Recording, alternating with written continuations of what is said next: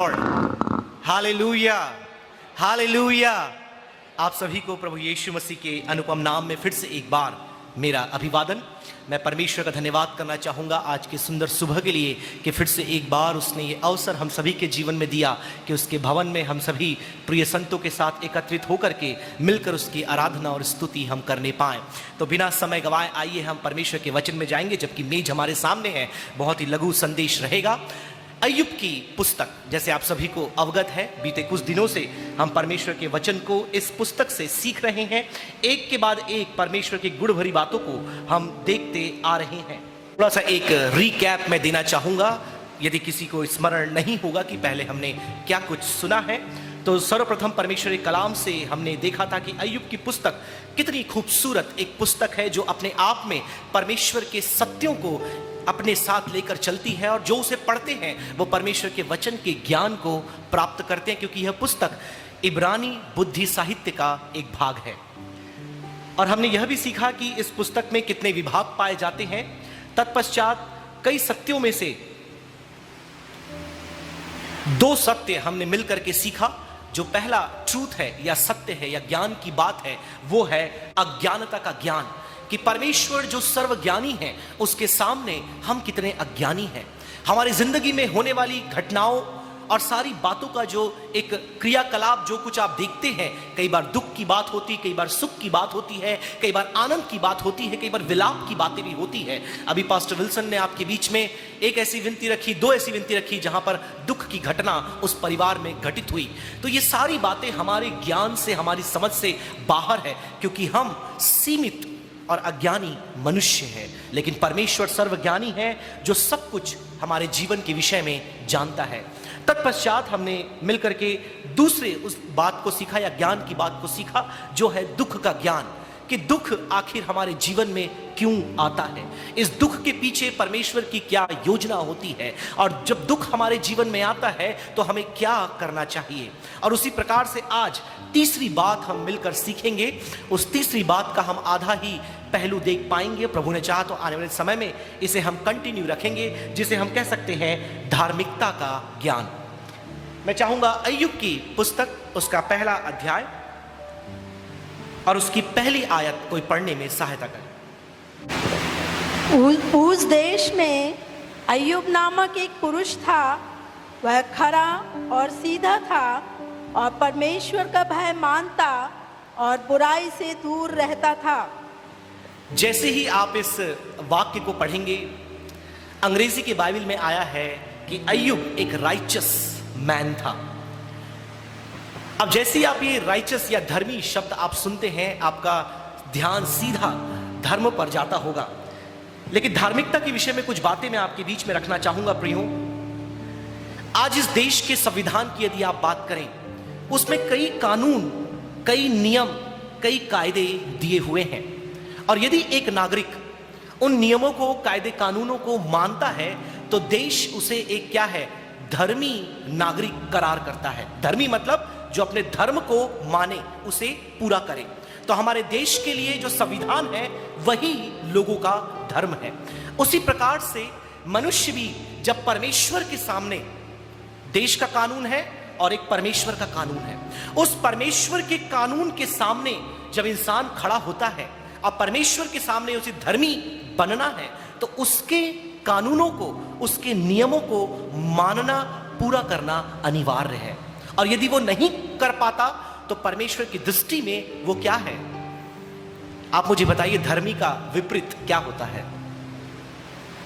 क्या है? अधर्मी, अनराइचस। क्योंकि आज यदि इस देश के संविधान को मैं तोड़ दूं तो मैं क्या बन जाऊंगा? एक मुजरिम, एक अपराधी, एक देशद्रोही।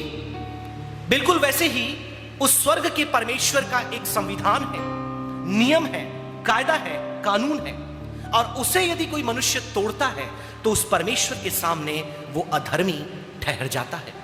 और यदि आप देखें, शुरुआत से ही मनुष्य ने कई प्रयास किए, कई अपने कर्मों के द्वारा परमेश्वर के उस विधियों को पूरा करने का प्रयास किया। लेकिन बाइबल हमें बताती है कि हर एक मनुष्य पापी है, और किसी ने भी परमेश्वर के संविधान को पूरा नहीं किया। लोगों ने प्रयास किया, लोगों ने परिश्रम किया, लेकिन उन्होंने पूरा नहीं किया। क्यों नहीं कर पाए? क्योंकि कोई भी मनुष्य सिद्ध नहीं है। इसीलिए जरूरत पड़ी प्रभु यीशु मसीह को मानव रूप लेकर इस पृथ्वी में आने की, ताकि वह उस काम को पूरा करे जो आप और मैं और दुनिया में अतीत में कोई भी इंसान कभी पूरा नहीं कर पाया। मेरे प्रियो, आज संसार में धर्मी बनने के लिए लोग कितना प्रयास कर रहे हैं। धर्मी दिखाने के लिए लोग प्रयास कर रहे हैं, वो तो एक बात है, लेकिन जो सच्चे खरे लोग हैं धर्मी बनने के लिए बहुत प्रयास कर रहे हैं। कई स्थलों में जाकर कई परिपाठी रिचुअल्स, अनुष्ठानों को करके वो परमेश्वर के सामने क्या है, अपने आप को सीधा और राइचस साबित करना चाहते हैं, अपने आप को धर्मी वो बनाना चाहते हैं। लेकिन वचन में लिखा है हर एक मनुष्य पापी है और उसके धर्म के काम, क्या लिखा है? ये आयत तो सबको याद होगी। क्या है हमारे धर्म के काम? कैसे हैं आप बताइए। आज कोई भी ऐसे कपड़े पहन करके नहीं आया है, क्योंकि आज रविवार का दिन है, हमारे लिए एक विशेष दिन होता है। दूसरा, आज मदर्स डे भी है, तो सब एक से एक कपड़े, कम से कम मदर्स लोग तो अच्छे ही कपड़े पहन करके आए हैं, राइट। धर्म के काम मैले फटे चिथड़ों के समान है, फिल्दी रैग्स।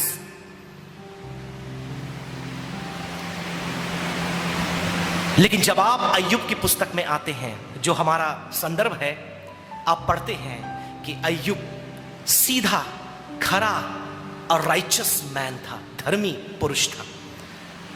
कुछ बातों को सीखना बहुत जरूरी है प्रियो, क्योंकि यदि हम नहीं सीख पाएंगे तो हम अय्यूब के विषय में अवधारणा अपने अंदर बना करके रखेंगे। तो आइए हम बिना समय गंवाए पहले पॉइंट में जाते हैं। याद रखिए हमारा विषय क्या है? धार्मिकता का ज्ञान। धार्मिकता का ज्ञान, द नॉलेज ऑफ राइचसनेस।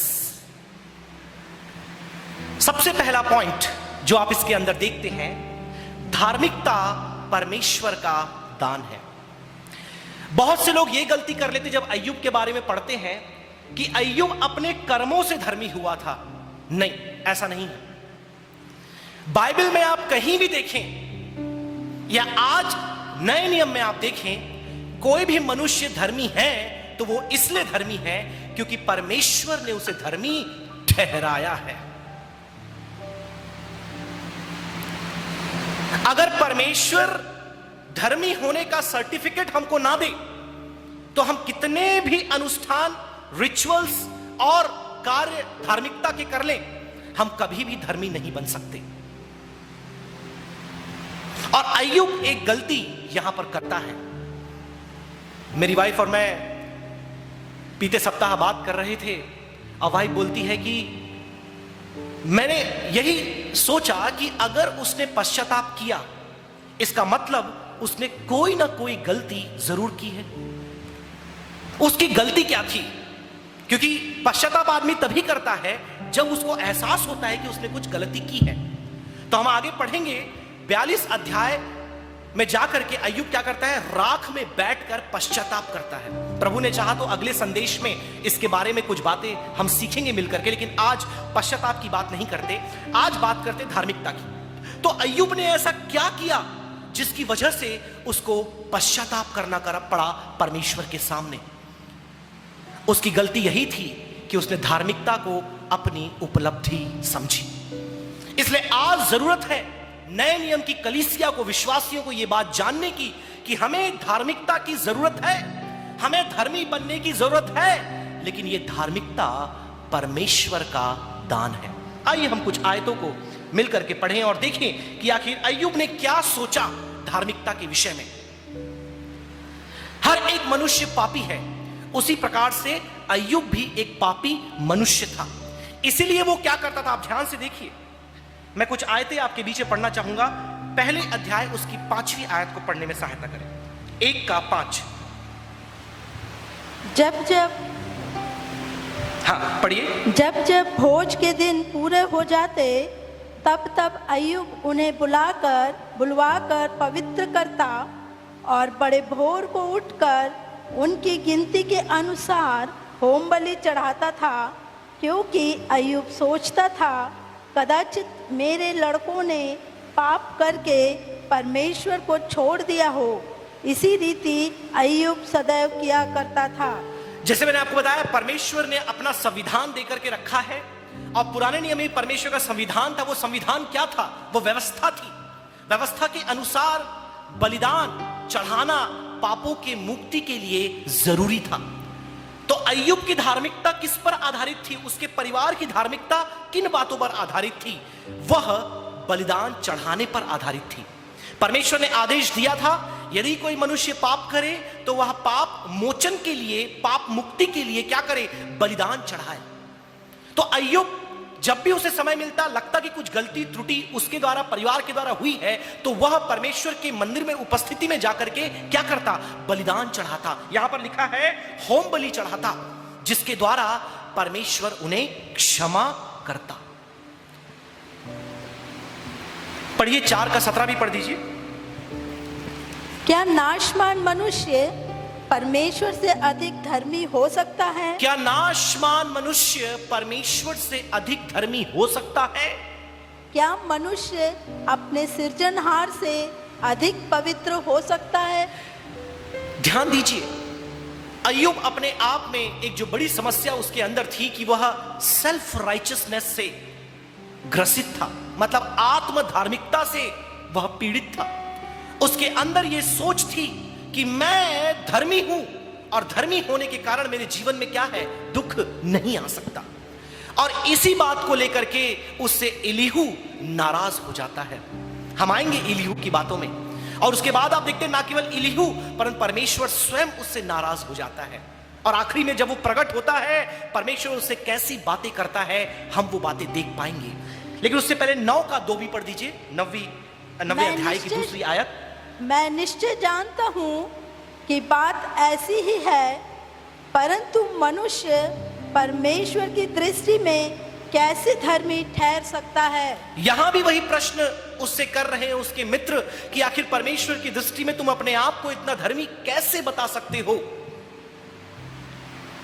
कई बार हम भी यही स्वभाव लेकर के परमेश्वर के भवन में आते हैं कि प्रभु तेरे लिए मैंने ये किया, तेरे लिए मैंने वो किया, तेरे लिए मैंने ऐसा किया, तेरे लिए मैंने वैसा किया, और आज मेरे जीवन में ये परिस्थिति क्यों है? अय्यूब की बातें आप सुनिएगा, वो आत्म धार्मिकता की घोषणा करता है, अपने आप के बारे में, अपने धार्मिकता के कार्यों को गिनाता है परमेश्वर के सामने, एलीफाज, बिल्दाद, जोफर के सामने। और जब इन सारी बातों को, पिछले बार हमने देखा था एलीहू सबसे छोटा है, शांत बैठ करके सबकी बातें सुन रहा था, लेकिन जब उसके सब्र का बांध टूट गया, जब उसका इत्मीनान जाता रहा, वो बोला मैं बहुत लंबे समय तक तुम लोगों को सुन रहा था, लेकिन अब तुम मेरी बातें सुनो। और अय्यूब के दोस्तों से भी नाराज हुआ और अय्यूब से भी नाराज हुआ। दोस्तों से क्यों नाराज हुआ? पिछली बार हमने देखा, क्योंकि वे अय्यूब को क्या कर रहे थे? उसके प्रश्नों का उत्तर न दे करके उसे दोषी ठहरा रहे थे। लेकिन आज हम देखेंगे एलीहू अय्यूब से क्यों नाराज था। तो बिना समय गवाए आइए हम एलीहू के पास चलते हैं, और एलीहू क्या बोलना चाहता है अय्यूब को हम मिल करके देखेंगे। पढ़िए उसका 32 अध्याय और उसकी पहली और दूसरी आयत। तो भी हे अय्यूब, जी, तब उन तीनों पुरुषों ने यह देखकर कि अय्यूब अपनी दृष्टि में निर्दोष है। क्या वो तीनों ने क्या देखा? कि अय्यूब अपनी दृष्टि में निर्दोष है। अपनी दृष्टि में, परमेश्वर की दृष्टि में नहीं, वरन अपनी स्वयं की दृष्टि में वो क्या है? निर्दोष है। क्या किया उन्होंने? पढ़िए आगे। उसको उत्तर देना छोड़ दिया। तब बूजी बारकेल का पुत्र एलीहू, जो राम के कुल का था, उसका क्रोध भड़क उठा। उसका क्रोध भड़क उठा। अय्यूब पर उसका क्रोध इसलिए भड़क उठा। अय्यूब पर उसका क्रोध इसलिए भड़क उठा। ध्यान से सुनिए, प्रभु का वचन है ये। कि उसने परमेश्वर को नहीं अपने ही को निर्दोष ठहराया। उसने परमेश्वर को नहीं वरन अपने ही को निर्दोष ठहराया था। आत्म धार्मिकता। आगे पढ़िए। फिर अय्यूब के तीनों मित्रों के विरुद्ध भी उसका क्रोध इस कारण भड़का कि वे अय्यूब को उत्तर ना दे सके, तो भी उसको दोषी ठहराया। मेरे प्रियो, कई बार बिल्कुल ऐसी ही परिस्थिति आप देख सकते हैं। जब समस्याओं के मध्य हम होते हैं, हम आत्म धार्मिकता की तुरही फूकने लगते हैं। और अय्यूब ने यह गलती की। उसकी गवाही शुरू में अच्छी थी, लेकिन अब यहां आते आते उसकी गवाही में एक परिवर्तन आ रहा है।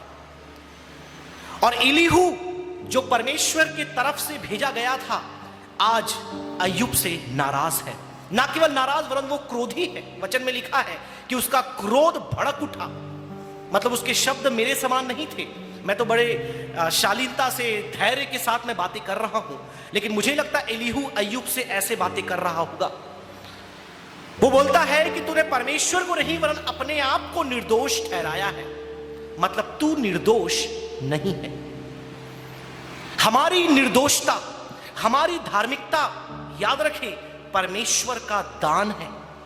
हम कभी भी ये नहीं बोल सकते कि मेरे भले कामों के कारण आज मैं यहां पहुंचा हूं, मेरे भले अनुष्ठानों के कारण आज मेरे जीवन में ये आशीषें आई है, मैंने अपने उपलब्धि से उद्धार को प्राप्त किया है। आप कभी नहीं बोल सकते,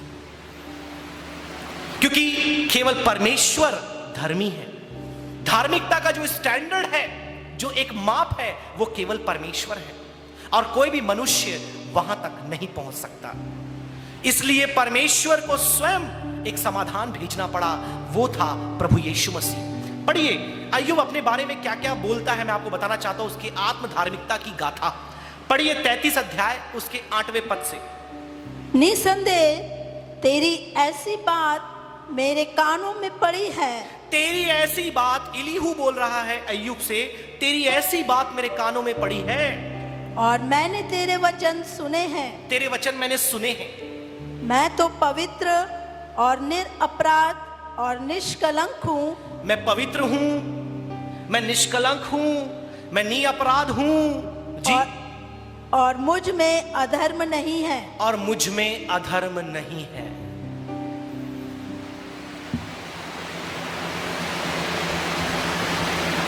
कई बार हमें भी ऐसा लगता है कि मुझ में अधर्म नहीं है। कई बार महिमा परमेश्वर को देना छोड़ करके जब लोग गवाही बताते हैं, महिमा खुद ही ले जाते हैं कि मैंने प्रार्थना की, मैंने ये किया, मैंने वो किया, मैं वहां गया, मैं ऐसा हुआ। गवाही बता रहे हैं परमेश्वर की महिमा के लिए, गवाही खुद लेकर जाते हैं। अय्यूब से बात कर रहा हूं मैं। ऐसे अय्यूब का चेहरा शायद आपने कभी देखा नहीं होगा, लेकिन मैं आपके ही बाइबल से पढ़ रहा हूं। बाइबल सोसाइटी ऑफ इंडिया री एडिटेड वर्जन है और वही सिस्टर रेबेका के पास भी है। अय्यूब अपने को ही निर्दोष और अधर्म मुझ में नहीं है बोल रहा था, बजाय इसके कि परमेश्वर का धन्यवाद करे उस धार्मिकता के लिए जो परमेश्वर ने उसको दिया है। क्योंकि व्यवस्था किसने दिया? परमेश्वर ने। व्यवस्था को मानने का अनुग्रह किसने दिया? परमेश्वर ने। व्यवस्था को जब मैं पूरा कर लिया तो क्या मैं बोल सकता हूं कि मैंने अपने बल से किया, मैंने अपने शक्ति से किया, मैंने अपने सामर्थ्य से किया, मैंने अपने बुद्धि से किया, मैंने अपने हाथों से किया? लेकिन अय्यूब ये त्रुटि कर रहा था। अभी एलीहू के क्रोध के बारे में देख रहे हैं, हम आएंगे परमेश्वर के क्रोध के बारे में। अभी परमेश्वर और बड़े क्रोध के साथ आ रहा है।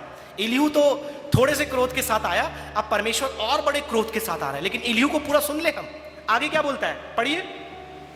देख, वह मुझसे झगड़ने के दांव ढूंढता है और मुझे अपना शत्रु समझता है। वह मेरे दोनों पांवों को काठ में ठोक देता है और मेरी सारी चाल की निगरानी करता है। 12वीं आयत पढ़ दीजिए।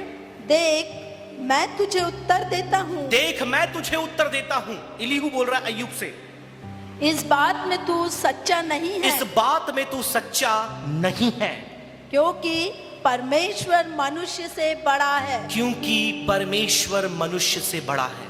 मेरे प्रियो, आज इस बात को हम सीख लें कि हमारे जीवन में परिस्थिति कैसी भी क्यों ना हो, सब कुछ बहुत अच्छा योजना के अनुसार चल रहा हो या सब कुछ उल्टा पुल्टा बिगड़ा हुआ और समस्या में चल रहा हो, धार्मिकता का बखान अपने ऊपर कभी ना ले।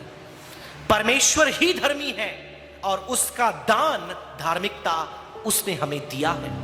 यह हमारे कार्यों से, हमारे भलाई से, हमारे गुडनेस से हमें नहीं मिला और ना हम कभी ले सकते हैं। अगर ले पाते तो यीशु की आवश्यकता ही नहीं है ना, कि हम निर्दोष निष्कलंक जीवन जीते हैं। कई बार लोग दूसरी गवाही भी देते हैं ना, वो परमेश्वर का दास निष्कलंक निर्दोष था। तो मैंने बोला फिर यीशु की जरूरत क्या थी? अगर निष्कलंक निर्दोष हम बन सकते हैं अपने ही कामों से, अपने ही बातों से, अपने जीवन से, तो यीशु मसीह क्यों आया? वो क्यों मरा? हम व्यवस्था पूरे करके हम बन जाते धर्मी। परमेश्वर की जरूरत नहीं है। एलीहू ये बात अय्यूब को समझाना चाह रहे हैं कि इन बातों में तू सच्चा नहीं है, क्योंकि परमेश्वर मनुष्य से बड़ा है। पढ़िए एक और आयत, उसकी 17 आयत को पढ़ दीजिए। जिससे वह मनुष्य को उसके संकल्प से रोके, हाँ, और गर्व को मनुष्य में से दूर करे। इसके पीछे भी कारण है, गर्व को मनुष्य से दूर करे। और कई बार ये आत्म धार्मिकता का भाव हमारे अंदर क्यों आता है पता है? क्योंकि हम अभिमान से भरे होते हैं, हम गर्व से भरे होते हैं। अपने जीवन की उपलब्धियों को जब हम देखते हैं, हमारे अंदर घमंड आ जाता है और इसीलिए हम अपनी तुरही फूंकने लगते हैं, हम अपनी बीन बजाने लगते हैं। और अय्यूब कोई मामूली व्यक्ति नहीं था, ये उम्र में बड़ा था, अनुभव में बड़ा था और प्रभु के कामों में भी बड़ा था।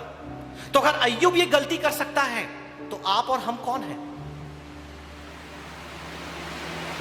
और एलीहू छोटा था, याद रखें, बहुत से छोटे लोग भी, बच्चे भी यहां बैठे हैं, जवान लोग भी बैठे हैं। अय्यूब छोटा था, लेकिन वो छोटा होकर के बड़े अय्यूब और एलीहू जो है एलीफाज, बिल्दाद, जोफर को सिखा रहा है। क्या सिखा रहा है? परमेश्वर का वचन। पढ़िए उसका 35 का 12। वे दुहाई देते हैं परंतु कोई उत्तर नहीं देता, यह बुरे लोगों के घमंड के कारण होता है। कई बार ऐसी अवस्था में हम दुहाई भी देते हैं लेकिन परमेश्वर नहीं सुनता। कारण इसलिए है कि घमंड है। और घमंड क्या है? आत्म धार्मिकता का। पढ़िए उसका 36 का 9। तो भी परमेश्वर उन पर उनके काम और उनका यह अपराध प्रकट करता है कि उन्होंने गर्व किया है। और देखिए, परमेश्वर उनके पाप उनके सामने प्रकट करता है कि उन्होंने गर्व किया है। अय्यूब का पश्चाताप आगे उसके इन्हीं बातों के कारण उसके जीवन में आता है। अब आप जब सुनना चाहेंगे कि अय्यूब अपने बारे में और क्या क्या बोला है, आत्म धार्मिकता का बखान क्या क्या किया है, पढ़िए 9वां अध्याय उसकी 20 से 22 आयत। बहुत सी आयतों को हम पढ़ेंगे। चाहे मैं निर्दोष ही क्यों ना हूं। देखिए अय्यूब अपने बारे में बातें कर रहा है। क्या बोल रहा है? चाहे मैं निर्दोष ही क्यों ना हूं, परंतु अपने ही मुंह से दोषी ठहरूंगा। खरा होने पर भी वह मुझे कुटिल ठहराएगा। मतलब खरा होने पर भी परमेश्वर को बोल रहा है कि वो मुझे कुटिल ठहराएगा। इसलिए हमारे सर हमेशा बोलते हैं, और 2016-17 का थीम भी यही था, फिनिशिंग वेल।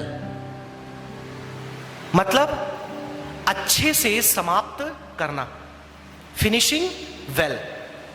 यह हमारे कन्वेंशन का थीम था, फिनिशिंग वेल।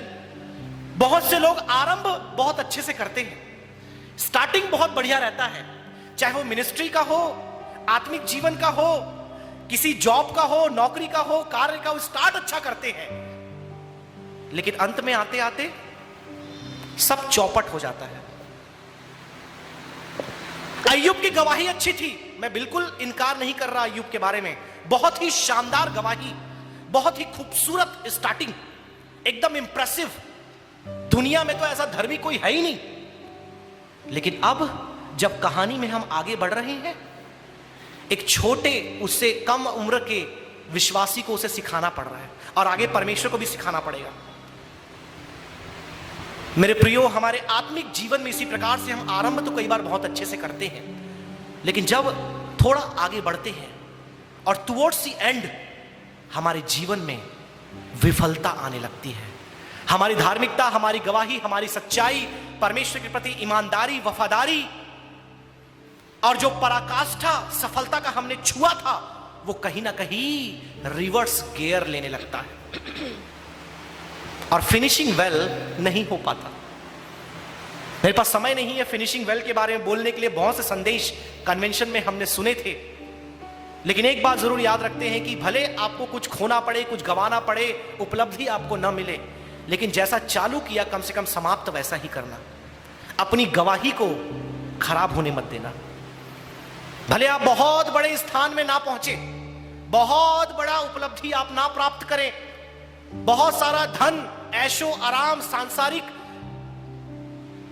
आशीषें आप इकट्ठा ना करें, लेकिन कभी रिवर्स गियर अपने जीवन में, चाहे आत्मिक हो, सेवकायिक हो, व्यक्तिगत हो या आपके व्यवसाय से संबंधित हो, रिवर्स गियर कभी लगने ना दे। क्योंकि वचन में लिखा है, जो भला काम परमेश्वर ने जीवन में हमारे आरंभ किया है वो उसे अंत में लेकर आएगा। इसी प्रकार से ईमानदारी से, वफादारी से हम आगे बढ़ते रहें। आयत पढ़े एक और 29 उसका 8 से 10। तब जवान मुझे देखकर छिप जाते और पुरनिये उठकर खड़े हो जाते थे। हाकिम लोग भी बोलने से रुक जाते और हाथ से मुंह बंद किए रहते थे। प्रधान लोग चुप रहते थे और उनकी जीभ तालू से सट जाती थी। मतलब अपने बारे में बातें कर रहा है कि मैं इतना बड़ा था, मैं इतना महान था, मैं इतना प्रसिद्ध था कि बड़े बड़े लोग मेरे सामने मुंह भी नहीं खोलते थे। इतनी मेरी, आज भी कई लोग ऐसे हैं, मेरा यहां पहचान है, मेरा वहां पहचान है, मैं इतने लोग को जानता हूं, मैंने अपने दम पर इतना सब कुछ खड़ा किया है। सुन सकते हैं आप ऐसी बातें।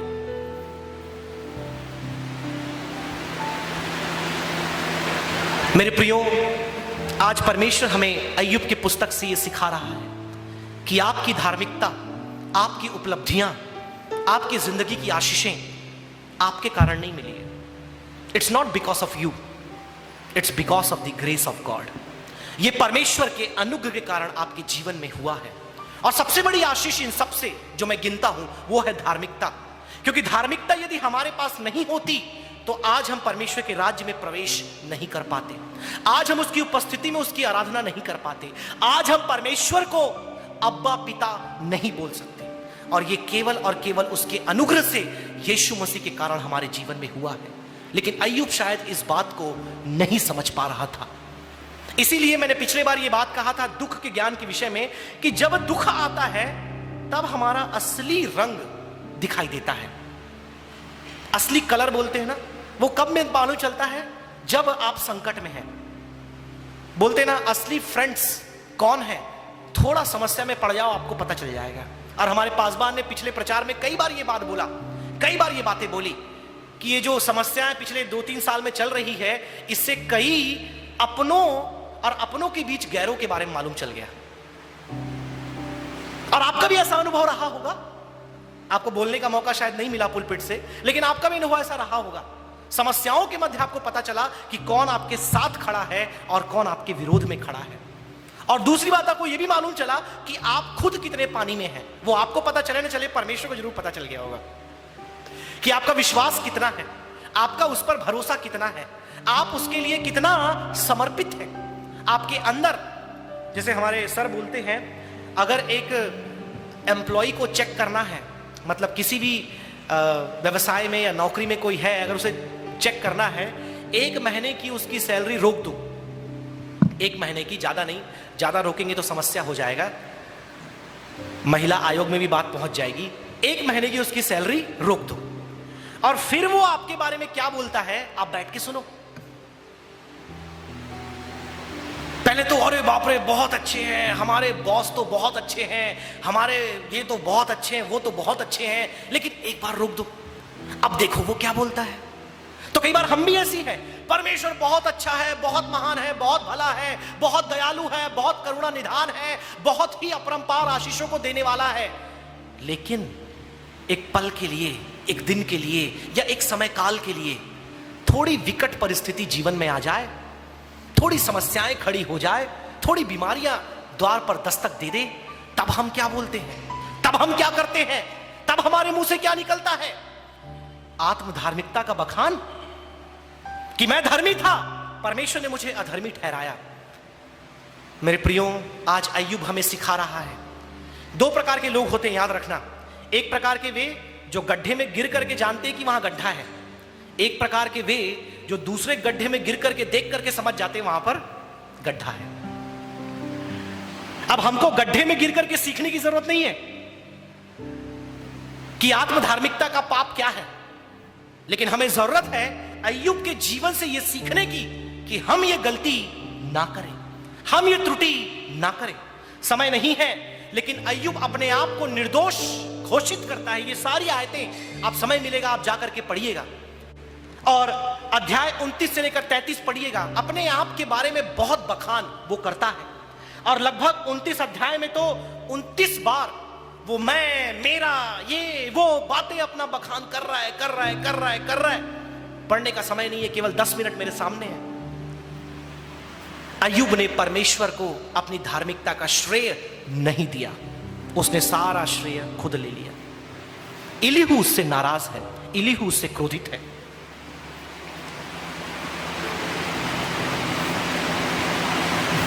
और इसलिए एलीहू आगे के 3-4 अध्यायों में 34 में, 36 में और 37 में परमेश्वर की महानता और दया का बखान करता है। किसको? अय्यूब को, धर्मी अय्यूब को, जो धर्मी था लेकिन अब जरूरत पड़ रही है उसे कि परमेश्वर की महानता, धार्मिकता और दया का प्रचार करे। कई बार ऐसा होता है, 2500 साल से प्रचार सुन रहे हैं, फिर भी कई बार कुछ प्रचार सुनने की जरूरत हमको पड़ती है। पूरा बाइबिल पढ़ के बैठे लेकिन फिर से बाइबिल पढ़ने की जरूरत पड़ती है। पूरा ज्ञान लेकर बैठे लेकिन फिर भी ज्ञान की बातें सुनने की जरूरत पड़ती है, वो भी किससे? अपने से छोटे लोगों से।